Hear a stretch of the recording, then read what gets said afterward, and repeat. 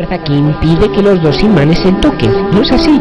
Si los imanes son lo suficientemente fuertes, usted no conseguirá hacer que se toquen. Parecerá que existe una fuerza sólida que impide que se toquen, pero no es nada sólido, es solo energía magnética. No es cierto. Con los átomos ocurre exactamente lo mismo, pero a un nivel microscópico. Usted quiere tocar la mesa, pero en realidad no toca la mesa. Los átomos de su mano repelen los átomos de la mesa a unas micras de distancia, una distancia pequeñísima, a un nivel atómico que solo se ve con un microscopio, pero que existe.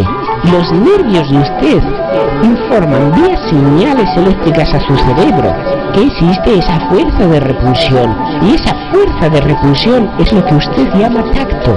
Entonces, ¿qué significa todo esto? Sí, en realidad, nada es material. La ciencia nos dice hoy en día lo mismo que Buda nos decía hace 2500 años. La materia que nos rodea es ilusión, es solo energía espiritual. Buda llamaba energía espiritual a lo que hoy llamamos energía.